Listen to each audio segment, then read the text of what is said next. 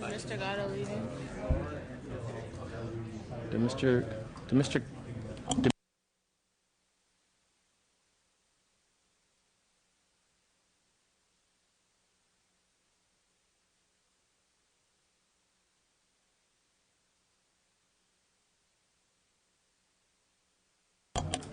Okay, we're preparing to start the government organization hearing. Can the members please find your way to 4204 of the 4202 of the hearing room so that we can establish a quorum?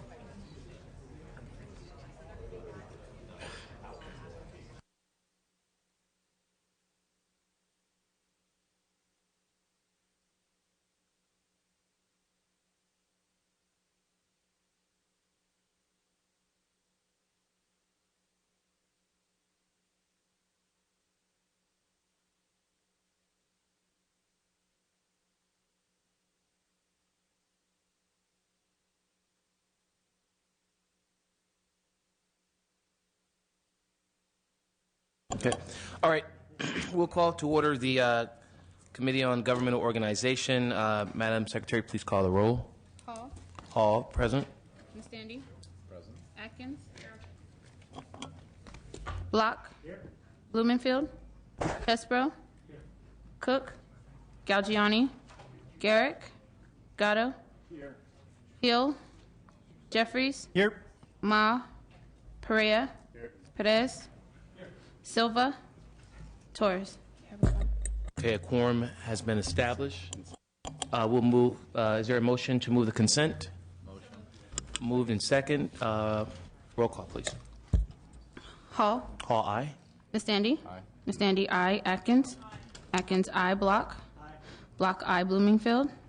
Chesbrough. Aye. Chesbrough, aye. Cook. Galgiani. Garrick. Gatto. Gatto, aye. Hill. Jeffries. Aye. Jeffries, aye. Ma. Perea. Aye. Perea, aye. Perez. Perez, aye. Or here. Which one? Perez, aye.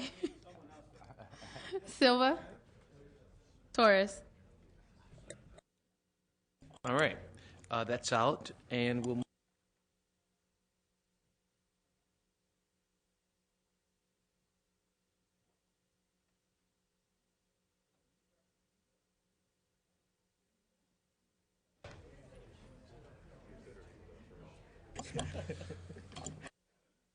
Okay, we're going to move to item 7, AB 1020 by Chesbrough.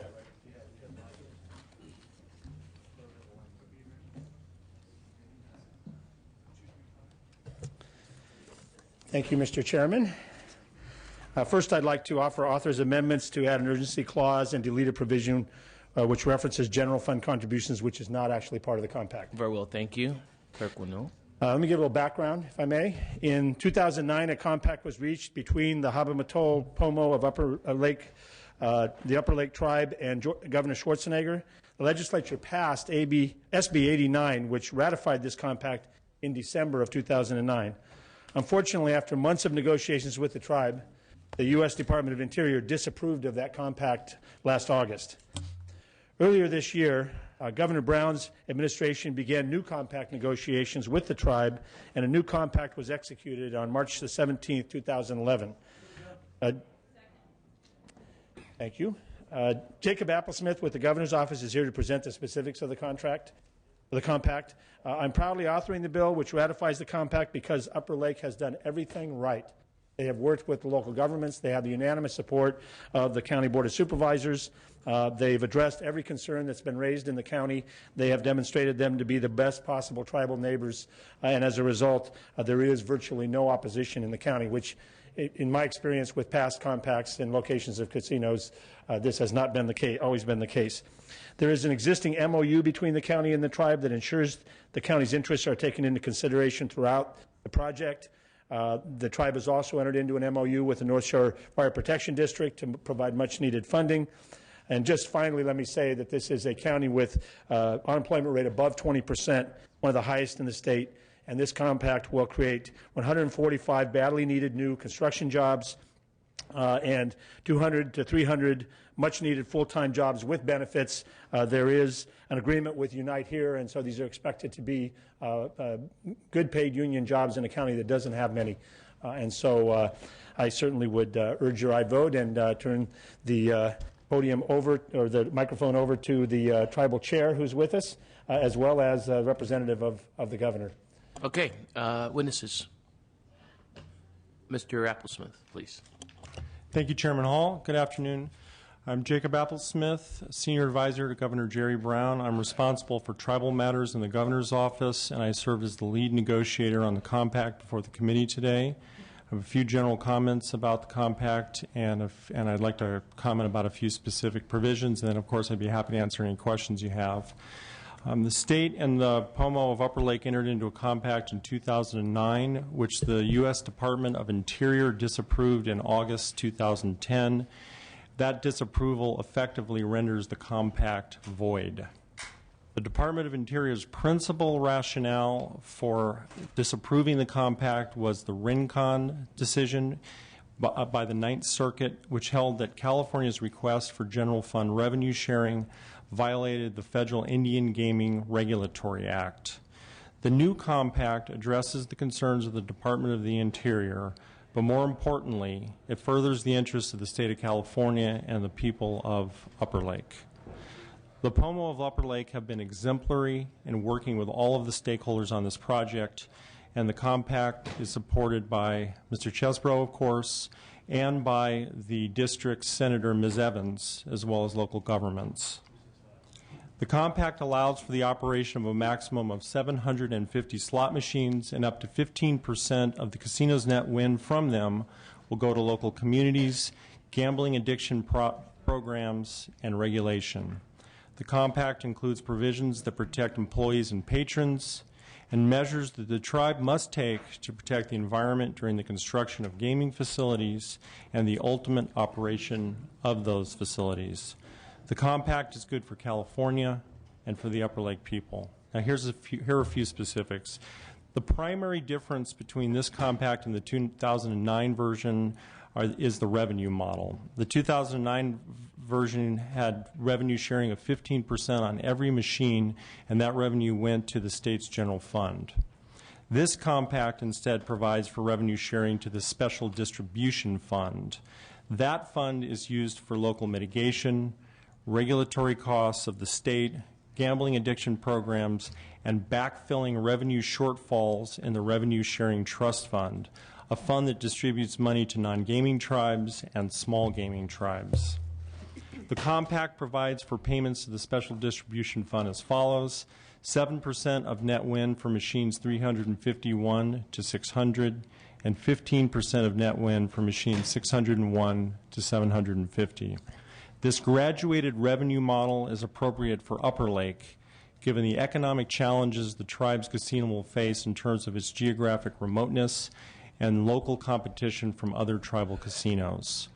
The percentage share for machine 601 and up is consistent with the percentage of revenue sharing present in recently negotiated compacts. As to the Revenue Sharing Trust Fund, the tribe contributes amounts standard in most compacts, $900 per machine for machines 350 on up. The compact does not provide for general fund revenue sharing for two reasons. First, The compact is designed to address the structural deficit in the Special Distribution Fund, which currently has a $19 million per year negative cash flow, even if no money is distributed to local governments for mitigation. And the fund will have a fund balance deficit beginning in 2013-2014, again, even if there is no payment to local governments for mitigation. Second, the compact is designed to comply with the Rincon decision, which held that requests for general fund revenue are presumptively in bad faith. The state is continuing its legal challenge to Rincon, but even if Rincon is overturned by the United States Supreme Court, the provision for special distribution revenue sharing instead of general fund revenue sharing is good for the state because of the need to fix the structural deficit in the special distribution fund. Other major provisions in this compact are substantively identical to what was present in the 2009 version, and these primarily relate to regulatory controls. This involves the licensing of employees and vendors, approval and testing of gaming devices, internal control standards for gaming, accounting, and auditing, state regulatory inspections, resolution of patron disputes, off-reservation environmental and economic impacts, public and workplace health and safety, liability coverage, and dispute resolution provisions when there are disputes between the state and the tribe. There are a few technical advances over the last compact, technical but important. For example, the definition of net win has been simplified to make it easier and less expensive for the state to audit the tribe's revenues.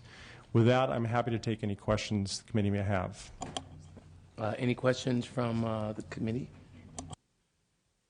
Can you explain how the tribe must keep in mind the environmental component during construction? Sure. They're required to have an environmental impact report that is presented to the county. That environmental impact report is roughly consistent with what we understand to be CEQA. And if the county and the tribe cannot agree on what the appropriate mitigation of the impacts will be, there's a provision for binding arbitration between the tribe and the county to ensure, or the applicable local government to ensure that those impacts are appropriately remediated. May I, Mr. Chair, mention two other parallel mitigations that the tribe has agreed to that aren't part of the compact. One is they've agreed with Caltrans on safety improvements along Highway 20, and also with the county on Middle Creek flood protection and wetlands restoration project, which I authored, and the county is now engaged in proceeding with. They have dedicated 55 acres of land to assist the county with the completion of that project as well, which is a significant, not just a mitigation, but actually an environmental benefit that they're donating to the community. Very good. Mr. Pereira. Just, I'm sorry, along the lines of the environmental piece, there's a piece on here that talks about CEQA. Can you talk a little bit about that? This compact as it relates to CEQA? There are various provisions that are essentially modern, that are modeled on CEQA, that address the same types of issues that CEQA does. So a CEQA doesn't necessarily have to be conducted within the area. Is that correct? CEQA does not, but the provisions of the compact have to be complied with. It's a parallel process that the compact sets up. Great, thank you. Can you tell how or describe how the compact tribe will protect employees and patrons? Sure. With respect to employees, first of all, as Mr. Chesbrough noted, they already have a compact, an agreement with Unite Here for their employees. The tribe is required to have workers' compensation insurance. The tribe has anti-discrimination requirements that model the FEHA, although it's outside the FEHA system. There's various liability policies that would cover employees. So there's quite a far-reaching impact for employees on the working on the project. Mr. Chair, we've had extraordinarily tribal leadership that has helped bring this together in this, I think, remarkable compact, one of the best we've ever had before us, and I hope you'll give an opportunity here for the tribal chair to. Well, Absolutely, after I finish my inquisition here. Okay, I'll back off. Okay. You're the chair. All right, thank you. Yes, Mr. V. Manny Pettis. Thank you, Mr. Chair. I just want to say a great bill, in my opinion. Thanks for bringing this forth. Once again, Mr. Chesbro. And quite frankly, I appreciate the fact that we're creating jobs for the local economy, for the local community. And at the end of the day, how I feel about all this is I think this is something that's right in the sense of the history of our ancestors, Native Americans, here on United States soil. And this is the right thing to do. Now, I understand here, as I read, that 15% of the casino's net win will go back to the local community. I really appreciate that. What will that 15% do for the local community? What does that look like? Well, I know in one case there's an agreement with the North Shore Fire Protection District to provide significant mitigation for the budget cuts that they have experienced. I don't know, I can't tell you, and I don't know if either the chair or the governor's representative is able to, Mr. Applesmith is able to tell you where the rest of the mitigation funds will go. The mitigation funds that Mr. Chesbro just referenced are actually outside the 15%. There's something the tribe has agreed to in addition. The 15% essentially goes into the special distribution fund from which the tribe and local governments would apply for grants, and they can be for anything from roads to gambling addiction issues. Most commonly, they're for public safety and fire protection. I'm aware of the Special Distribution Fund, and we have quite a bit of compacts, casinos in my backyard in the 80th. I just wanted to make sure that's what that was. Thank you. Madam Chair, thank you for being here today. Thank you very much, Chairperson and members of the committee. My name is Sherry Treppa. I'm honored to be the chairperson of Governmental Pomo of Upper Lake. I have a few comments to make, and then I'll take questions as well. And I'd like to recognize that I have my executive council also here present for this hearing. Awesome. Thank you. Notably, I'd like to put this into perspective with our history and why this is such a critical matter at this point. In 1850, the United States cavalry assaulted the tribe's ancestors in an aggressive military operation known as the Bloody Island Massacre. The tribe, nonetheless, survived decades of hardship until a century later when the United States Congress illegally terminated the Governmental Pomo of Upper Lake in 1956 by passing the California Rancheria Act. The tribe lost control of its land, which had then grown to over 560 acres. In 1975, the tribe began the arduous task of reestablishing its identity and restoring its dignity by filing a court action alleging that the tribe's termination was illegal. The tribe prevailed in 1983 and was restored to federal recognition. Upon restoration, the tribe worked tirelessly for 25 years to take a very small parcel of land into trust to build a casino. The tribe worked collaboratively with the United States, the state, and local governments to address all concerns related to this project and receive all applicable requirements, legal requirements. The tribe has unprecedented support for its project. The tribe and the state entered into the Class 3 Gaming Compact in September of 2009 as a requirement to conduct gaming on tribal lands after nearly a year of negotiations pursuant to IGRA. With high revenue share looming, the tribe cut the cost of the project 2 times to be able to afford to move it forward. The tribe's project now is going to be housed in a temporary sprung structure, a tent. The State Assembly, in an unprecedented out-of-session vote, ratified the compact in the fall of 2009, and the governor signed the bill, SB 89, in January of 2010. The final steps in completing its long road to achieving economic self-sufficiency and self-determination is the action by the Department of Interior to approve or deny by the Secretary or allow it to be deemed approved. The Interior Department has a fiduciary duty as a trustee to assist tribes in self-determination. Pursuant to the compact, the tribe agreed to pay then revenue sharing to the state in an amount of 15% of its net win. The BIA found that meaningful concessions conferred by the state in the compact in exchange for the tribe paying that 15% revenue share to the state were not proportional and thus in violation of IGRA. The tribe's project has halted due to lack of funding as a result of the denial of the compact. The tribe nearly lost its funding due to increasing debt and the uncertainty of future compact timing and terms.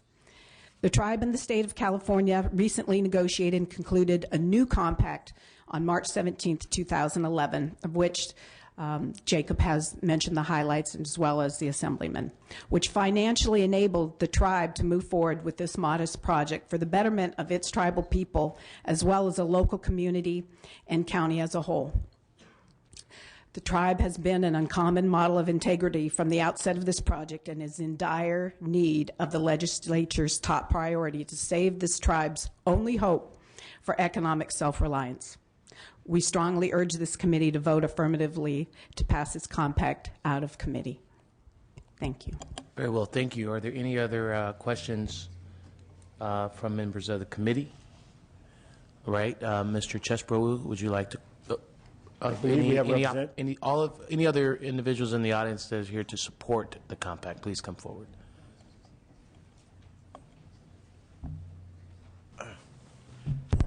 Mr. Chair and members, my name is Jack Ribbon. I represent Unite Here, the Hotel and Casino Workers Union.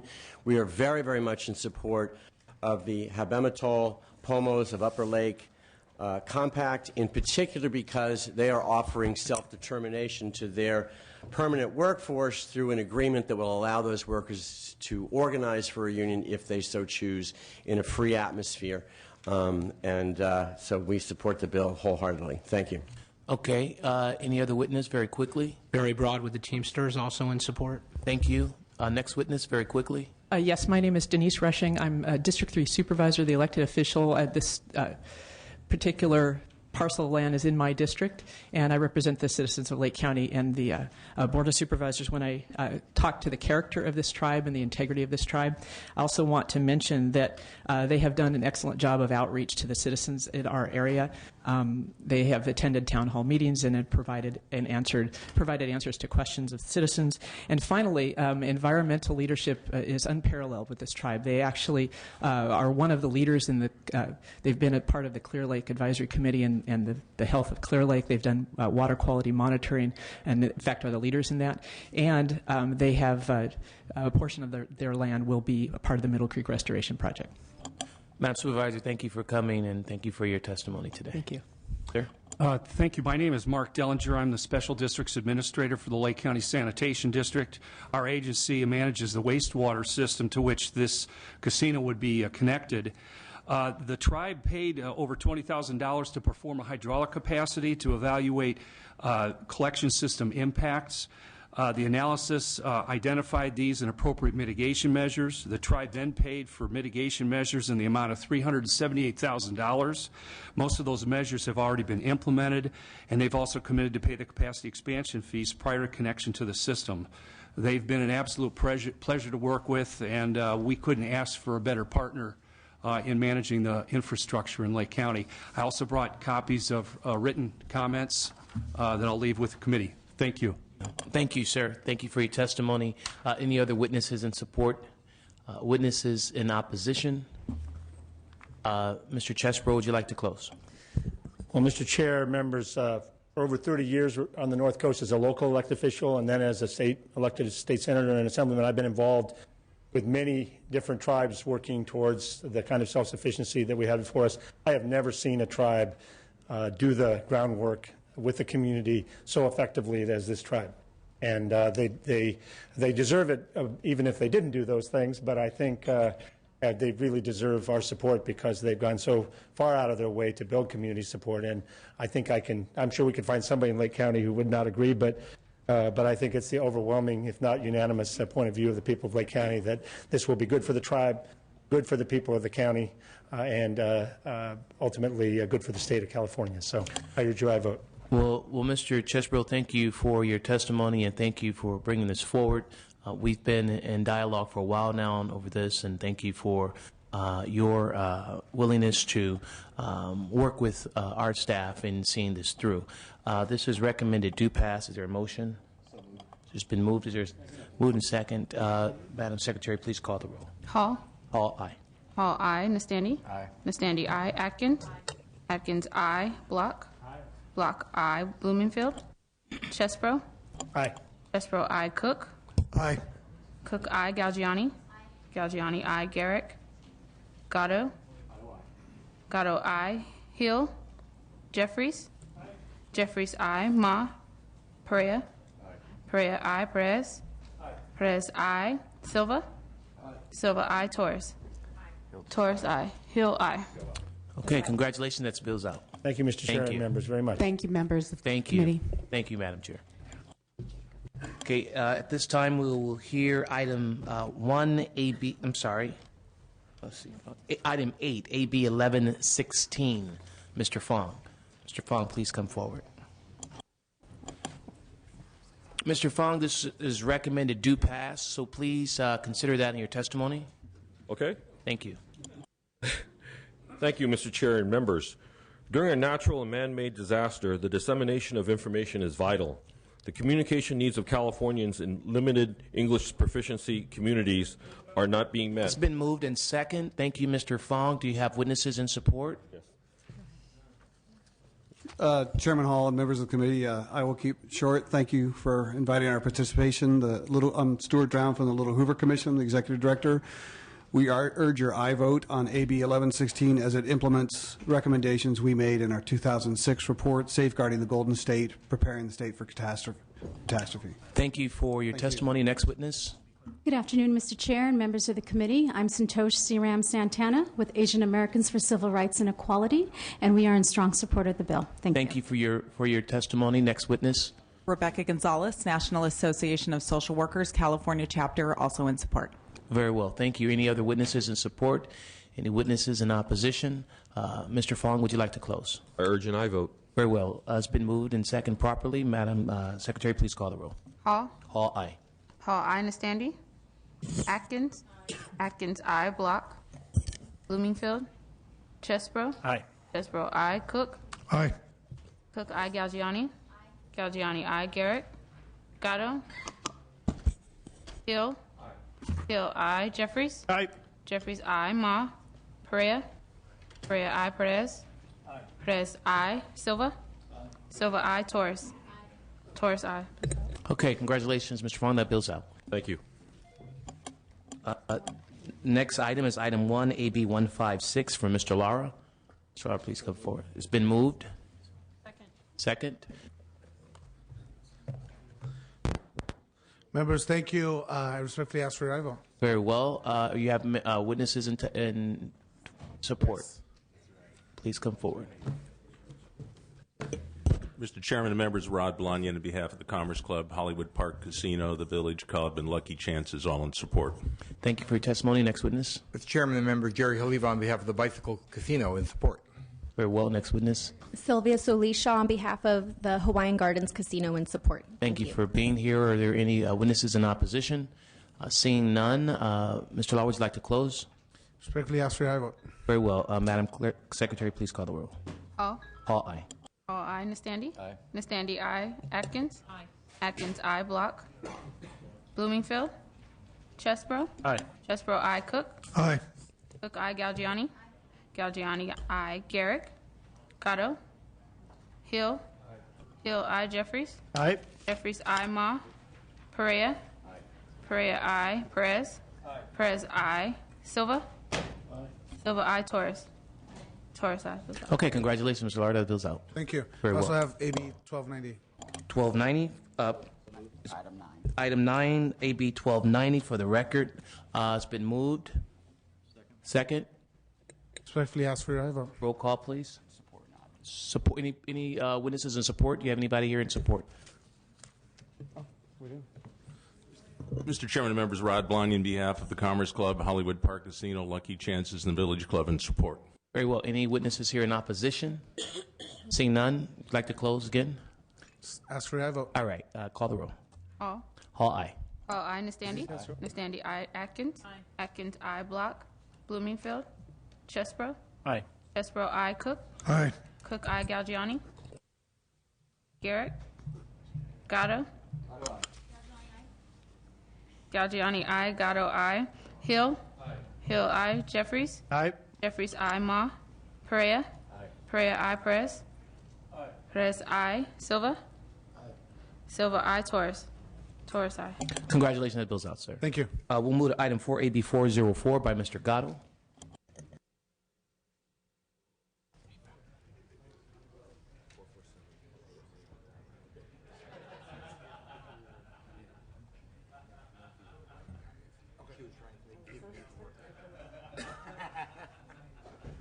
More votes. Mr. Gatto, I believe you know the rules, right? I think I do. Very well. It's been moved and properly second on AB 404. Are there any witnesses in support? I do have a few. Mr. Chair and members of the committee, we're not the sponsor of the bill, and we still are working with the author on the bill. We think his reasoning is a very good one. We think that languages should be preserved. We know it's a work in progress, and we'll probably continue to try to make it the best we can before it gets to the governor. Very well. Next witness.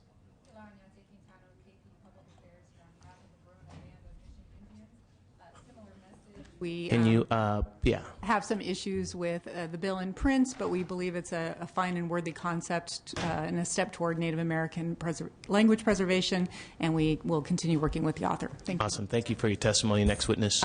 Sorry, Mr. Chairman, in 35 years I've never forgotten to introduce myself.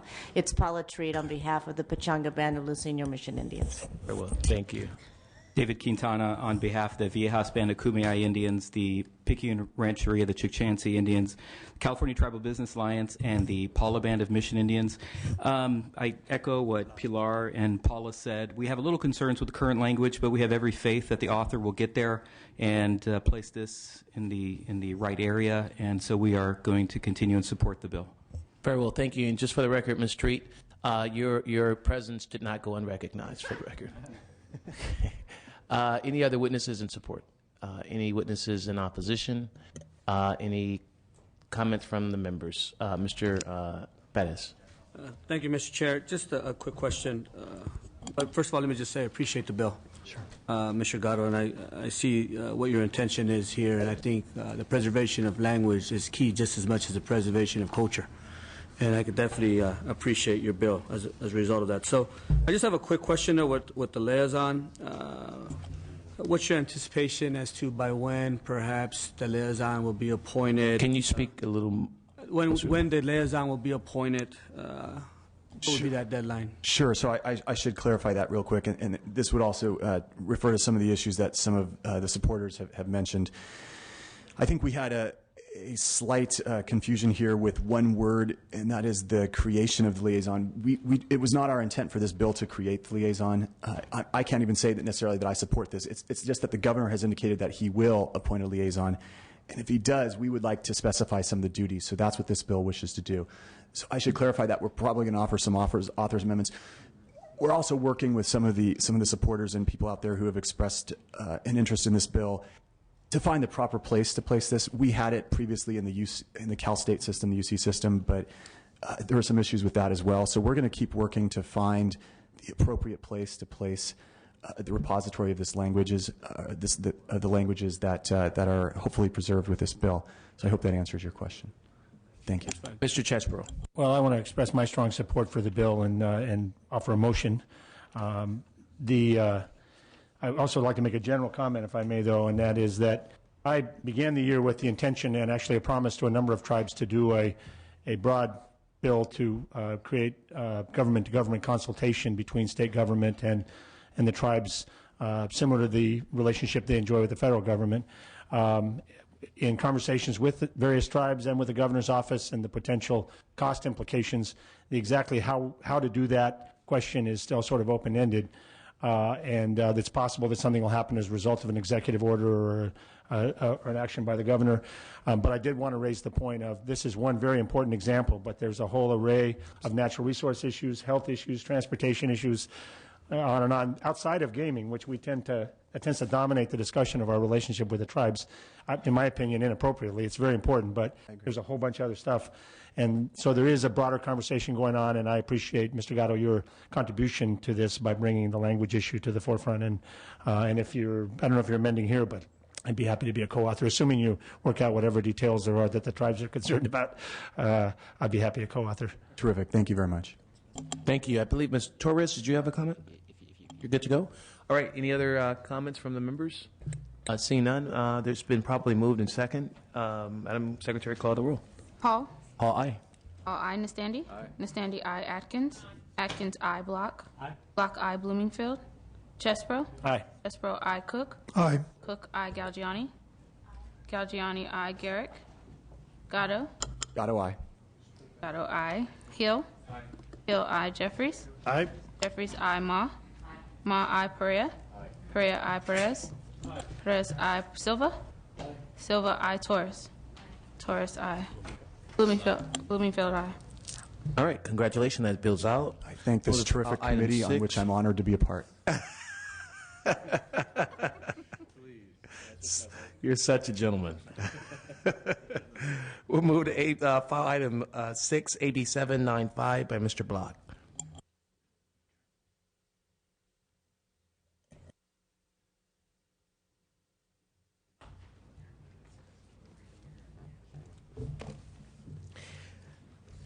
Thank you, Mr. Chair. AB 795 is a bill that protects college students, staff, and visitors against secondhand smoke on college and university campuses by authorizing campuses to enforce existing laws that prohibit the smoking of It's tobacco been moved products. and seconded.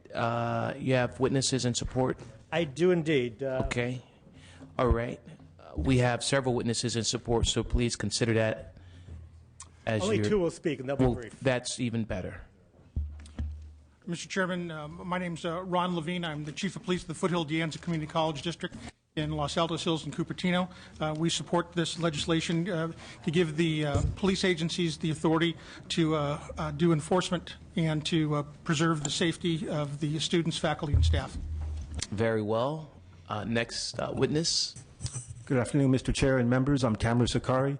I'm an adjunct professor of political science at American River College here in Sacramento and at Sierra College in Rockland, in strong support of AB 795.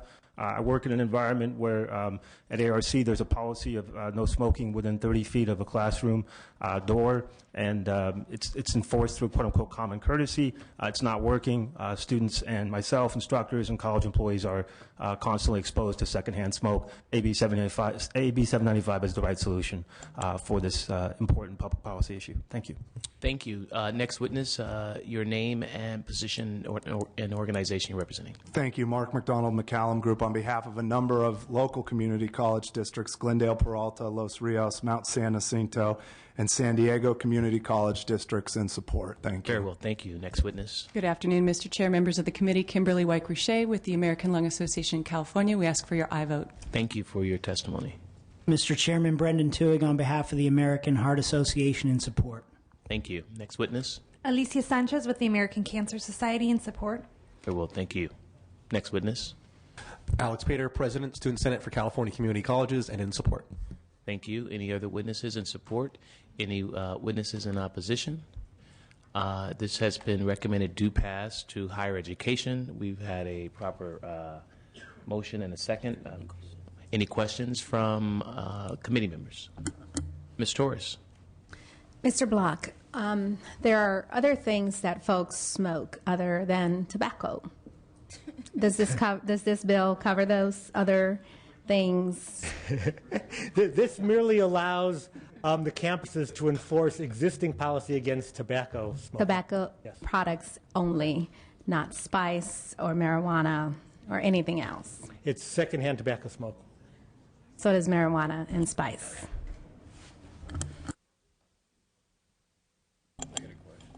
Yes, Mr. Nastandi. Thank you, Mr. Chair. Have some of the institutions here looked at other penalties besides fines, academic probations, things like that are within their powers now that they could use?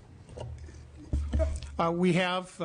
We've used the warning method, and it's been ineffective on our campuses. We really see this as not unlike our parking fines and our fines for moving violations such as speeding on our campuses. Yeah, frankly, academic penalties like suspension would be frankly, too draconian for this kind of a measure. We think a fine under $100 is appropriate. There's nothing in between there that the institution could do. If I could address that as well, it's not just the students that we're talking about. It's faculty, staff, or other visitors to the campus. And so having some sort of academic penalty for them is useless, essentially. So. I guess you could take away tenure if the teachers are. That might get their attention. Thank you, Mr. You're quite welcome, sir. Any other comments from members? Seeing none, Madam Secretary, please call the roll. Hall. All aye. All aye. Nastandy. Aye. Nastandy, aye. Atkins. Atkins, aye. Block. Aye. Block, aye. Bloomingfield. Bloomingfield, aye. Chesbro. Cook. Galgiani.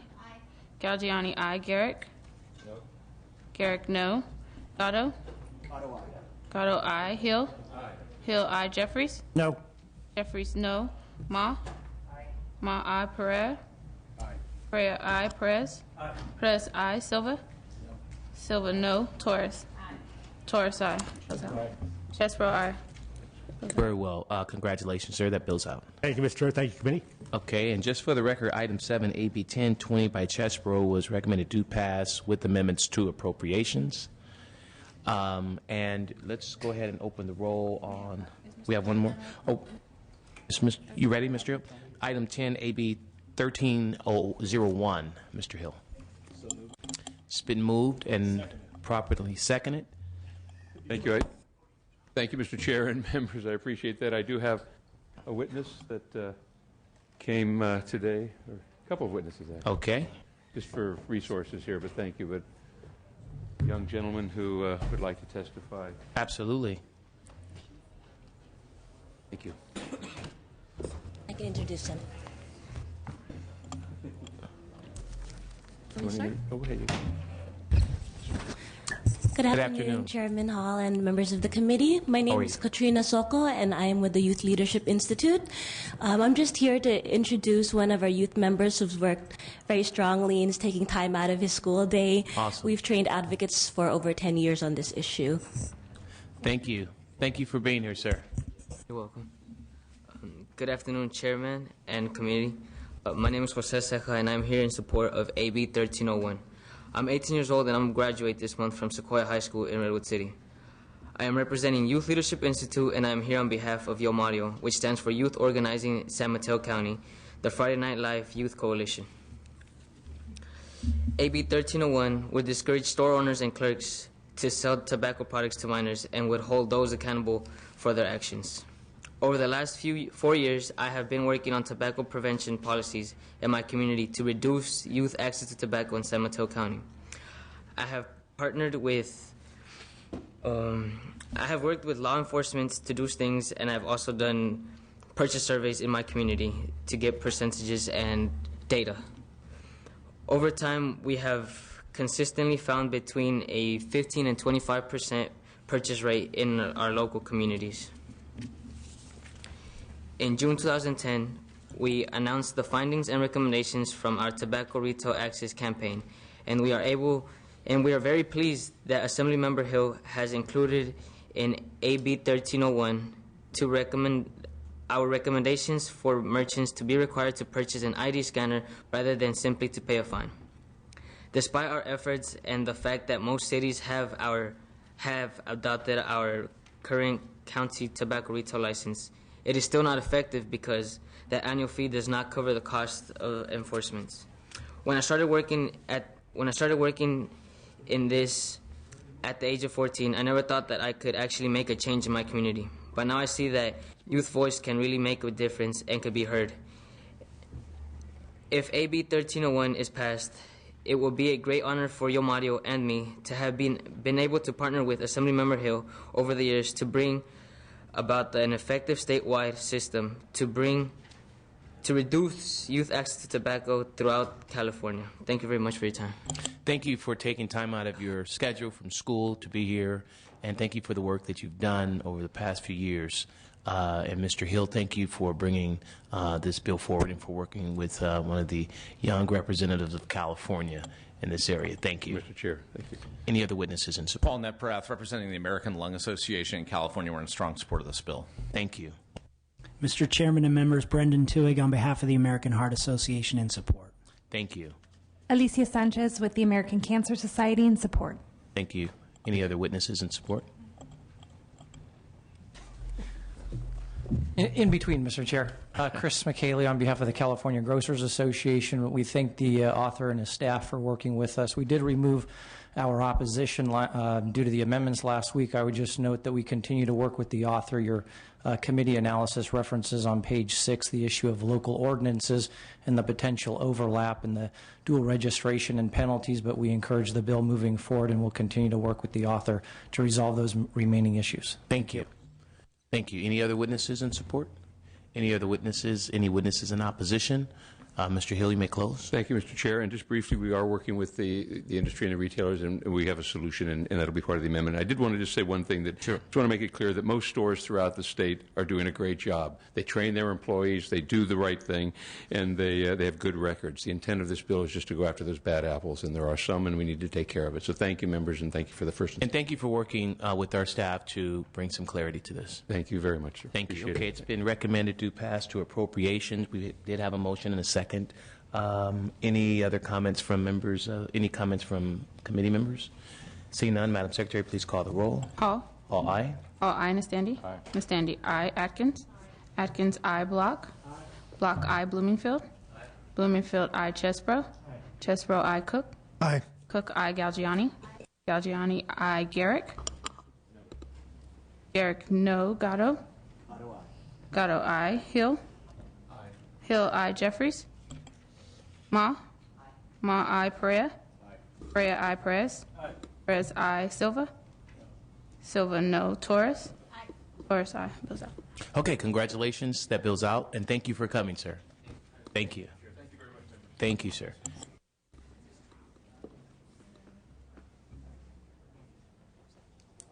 Yes, okay, so we're going to keep the roll open for members to add on. I know we did have some to come in late because they were in other committees. It's on consent.